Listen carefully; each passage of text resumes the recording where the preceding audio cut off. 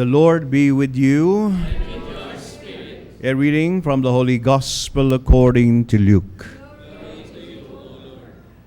Jesus said to the Pharisees, "There was a rich man who dressed in purple garments and fine linen, and dined sumptuously each day.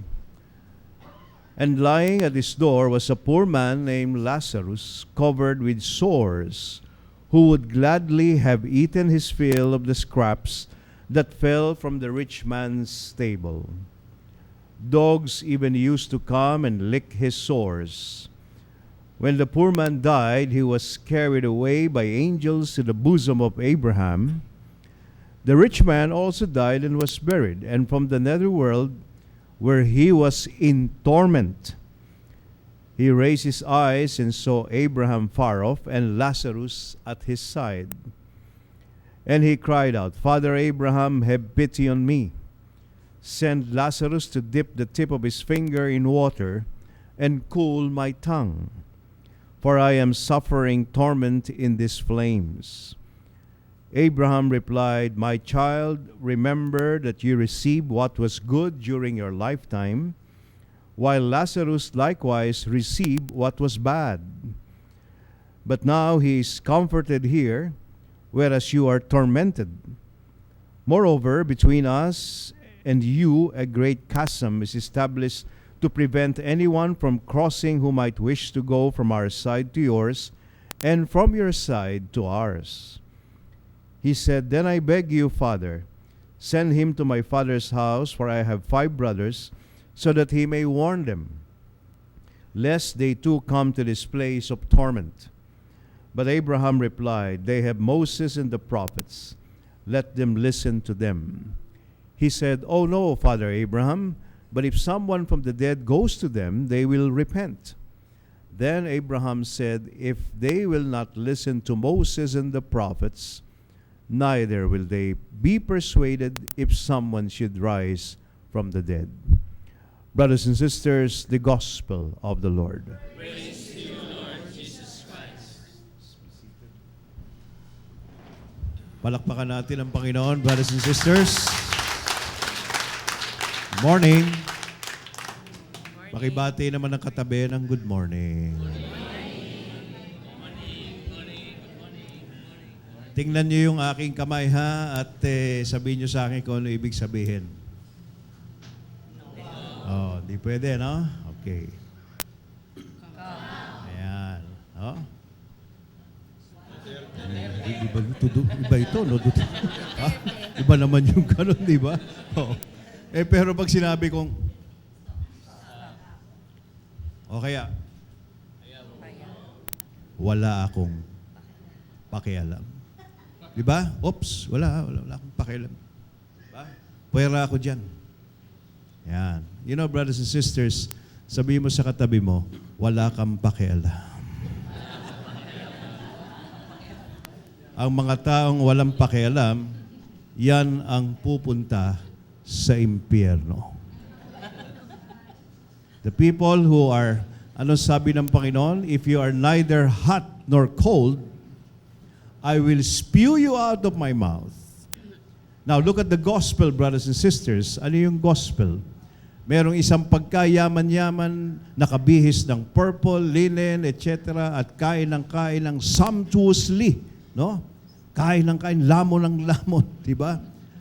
Hindi niya nakikita habang ginagawa niya yun. Andun lang sa may pintuan niya, si Lazaro. Si Lazaro, brothers and sisters. At itong si Lazarus, ito isang pulube na punong-puno ng sugat. Pati nga mga aso, lumalapit at hinihimod yung sugat niya. At umaasa siya, itong si Lazaro, na kahit papaano makakakain ito dun sa tinapay na itatapon ng mayaman. Sabagat nung araw hindi uso yung kutsara at saka tinidor. So nagkakamay sila. Pag kumain sila ng lamb, ganyan, yung masasarap na pagkain, ganon, chicken, yung kanilang kamay ay nalalagyan ng mantika. Wala silang napkin nung araw. Wala yung tissue paper, wala. Kaya ang ginagamit nila nung araw, either ipapahid sa damit nilang maganda, o di kaya kukuha ng tinapay at yung tinapay ang papahiran at yun ang itatapon. Yun ang inaabangan ni Lazarus. Minsan, inaagawan pa siya ng aso. Ngayon, nung namatay si Lazarus, dumiretso sa langit. Samantalang yung mayaman, diretso sa impyerno. Nung nakita niya ngayon, sabi niya sa Panginoon, Lord, sabihin mo naman diyan kay Lazarus idip yung kanyang finger sa tubig at kahit man lang ibsa ng konti ang kanyang pagkauhaw dahil sinisilaban siya doon Ginigrill siya doon, ginagawa siyang inasal doon di ba? Parang ganon. Now, anong sinasabi ng Panginoon? Anong kasalanan itong mayaman na ito? Hindi naman sinasabing nagnakaw ito. Hindi naman sinasabing ang kayamanan nito galing sa pagnanakaw o sa corruption. Wala. Siguro isang natural na mayaman, pinanganak na mayaman, mahusay na negosyante. Bakit hindi? Kaya lang, anong kasalanan niya? At siya nabulid sa impyerno. Walang pakialam. Kaya alam niyo mga kapatid, no? Ang tao nagkasala, ang tao na nakalugmok sa lahat ng uri ng putik, mabuti na lang may nakialam. Kung hindi, habang panahon, nasa putik tayo. Sabihin mo sa katabi mo yan, putik ka, putik. No? Sabihin mo sa katabi mo yan, no? Ha? Oh. Mabuti na lang merong isang nakialam at nagkatawang tao dumating sa mundong ito at pinakialaman ang ating sitwasyon para iligtas tayo. Maraming mga tao napapahamak sapagkat walang nakikialam. So yun ang kasalanan ng mayaman, brothers and sisters. Wala namang ginawa masama. Hindi naman pumatay ng tao. Hindi naman adik-adik ito. Hindi naman pusher ito sa bilibid. Di ba? Oh. Pero nung kasalanan ito't napunta sa impyerno, kasi nga, walang pakialam. You know, brothers and sisters, pinag-uusapan natin yung walang pakialam. Ano sinasabi ng United Nations? 1/3 of the world's food production go to waste. That is equivalent to 13 billion tons of food every year. Nasasayang. Ilan ang gutom sa mundong ito? 800 million ang nagugutom. Pero 40% ng food production napupunta sa waste. Sa Amerika, ganon. 75% ng pagkain sa Amerika, tira. At yung tira, itinatapon. Brothers and sisters, alam niyo yan. Diba? May mga taong gano'n, samantalang ang daming nagugutom. Diba? At ang mga kabataan natin ngayon, maniwala kayo, nasasanay, no? Nasasanay, brothers and sisters, sa pagsasayang. Tapon dito, tapon doon, wasting the resources of our world. Diba? Alam nyo, nung nasa United Nations ako nung many years ago, may kasabay akong negro, pumasok kami sa toilet. No, Amerikano. Naghugas ng kamay. Akalain mong humila ng hindi toilet paper, yung paper towel. Alam niyo yung paper towel? Hinilang ganon, ang dami, akala mo maliligo. No? Samantalang daliri lang yung nabasa. Pinunasan ganyan, tinapong ganon. Hinayang na hinayang ako, hindi ako sanay sa ganon. Kaya naghugas ako ng kamay, naghugas din ako ng kamay, hindi na ako kumuha. Luminga-linga na lang ako, kinuha ko yung sa kanya doon sa basurahan. Sayang naman hindi ba? Meron pa naman, ang dami. Kasi nasanay tayo sa ganun. Tapos yun na namang negrong yun, kasabay ko doon sa kainan. Humingi ng toothpick. Di binigyan ng toothpick sa basong ganon. Akalain mong binuhos niya lahat na gano'n sa mesa.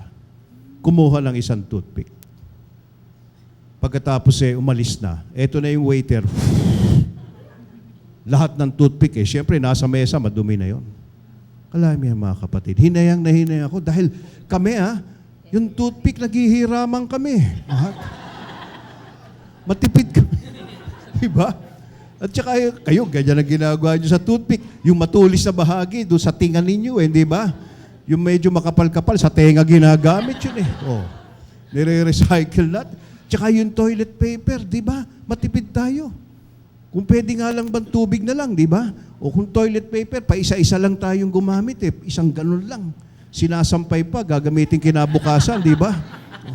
Nasanay tayo ng matipid tayo. Pero ngayon, makikita mo, ang tao, tapon ng tapon, tapon ng tapon. We have so much problem with waste. Bakit? Kung titingnan mo yung mga waste, ang daming nabubuhay ngayon yung nangangalakal, yung nagtutulak ng kariton. Bakit? Kung magtapon ng tao, talaga namang papakikinabangan pa eh. And this is indifference. There are millions of people who need this, who need that. There are millions of people who are hungry, pero kung magtapon. Ngayon, ang mga bata, itong mga batang to, mapatukan ko itong mga ito eh, no ha? Pag binigyan mo ng hamburger, binigyan mo ng hotdog, kalahati lang hindi inuubos. Kaya yung mga nanay nila sa restaurant, hindi na umo-order eh. Sila na lang yung taga-ubos ng tira ng mga anak nila, hindi ba? So much wastage. Nung araw, tinuruan tayo mga kasing edad ko rito, mga 40 anyos, di ba? Ganyan, no ha? Maraming ayaw pumayag. Sige na nga, yung mga senior na katulad ko. Inabutan natin yung panahon na yun. Talagang, nung bata ako, lahat ng pusa namin payat. Walang makain. Diba? Talaga namang said yung aming sabi ng nanay ko, pag may natirang kanin, pag may natirang ulam, pupunta ka sa purgatorio. Di ba yun sabi? Kaya kinakailangan, ubusin mo lahat yan. Nung bata ako, walang refrigerator. Lahat ng isa-serve sa'yo, fresh yan, galing sa palengke. Kakainin mo, ubusin mo. Diba? Bibigyan kami ng ampalaya, ginisang ampalaya. Diba? Talagang kakain kami ng ampalaya.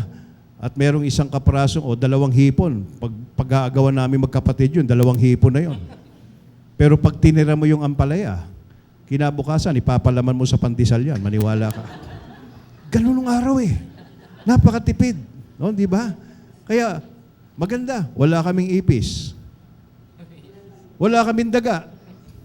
Wala kaming langaw. Bakit? Wala naman lalangawin. Wala kakainin daga eh.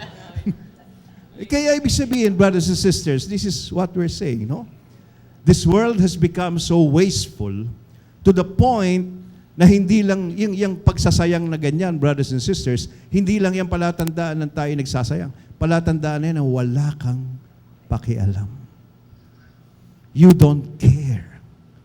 And when people start not caring for anything in this world, then that is the beginning of man's destruction. Bakit may problema tayo sa ecology, sa environment? Walang pakialam yung mga tao eh. Putol dito, putol doon eh. Di ba? Hindi nire-replace yung mga puno eh. Konti na lang natitirang puno. Rico puno, Dong puno, konti na lang. Di ba? Kasi nga walang pakialam yung mga tao. Di ba? Ngayon, ang ating Panginoon, He made it a point to come into this world. Ano sinasabi ng Salmo? Lord, what is man that you should care for him? Mortal man that you should keep him in mind. Sino ba naman tayong tao para pakialaman pa ng Diyos, di ba? Diyos siya, nandun na siya sa taas. He is perfect in himself. He is simply, hindi niya kailangan ng kahit ano. He is perfect. Pero nakialam ang Diyos sa atin. And that's the reason why we were saved. Kayo mga magulang dito, yung mga anak niyo, mga dalaga, nililigawan ng kung sino-sino, pinakikialaman nyo? Kayo mga nanay dito, sino ang mga nanay dito? May anak kang dalaga, dapat pakikialaman mo. Kung sino yung nanliligaw, anak. Yung nanliligaw sa'yo, ang daming tato, parang adik-adik, ganyan, no, ha? Gusto ko siya, mami, gusto ko siya. Pakialaman mo. Dahil balang araw, uuwi rin sa iyo yan, putok-putok ang mukha. Nagkamali sa pagpili. Bakit? Hindi tinulungan ng magulang sa pagpili. Pakialaman ninyo kung saan pumupunta anak ninyo. Kung sino barkada ninyo. Sapagkat sasabihin ng mga bata, huwag niyo akong pakialaman, mami, ganyan. Walang daw pakialaman. Pero pag hihingi ng allowance, sandun. Dapat pakialaman siya. Sabi natin, brothers and sisters, marami naliligaw na landas. Marami tayong problema sa addiction ngayon, sa mga adik-adik. Kasi pinabayaan Hindi nyo pinakialaman.